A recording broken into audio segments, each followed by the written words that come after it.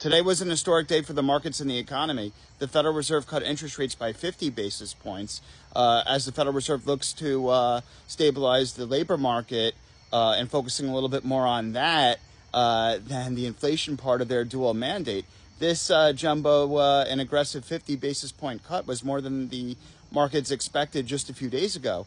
Then we saw a few op-eds saying that the Federal Reserve would cut by 50 basis points. Jerome Powell also said that the economy is still pretty strong, so this looks like a 50 basis point cut into a soft landing. Although the market sold off today by the end of the session, I think it was just to sell the news event and profit taking because a 50 basis point cut was kind of priced into the market, at least as of a couple days ago, due to those op-eds.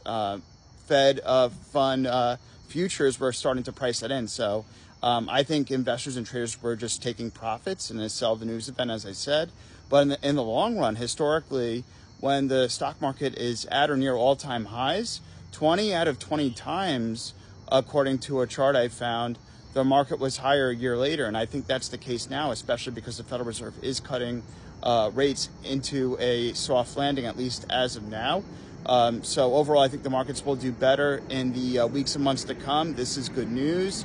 The cost of capital is cheaper, more money supply, more money into the economy will ultimately be good for Bitcoin, will be good for tech stocks, industrials, financials, and so on. So overall, this is historic.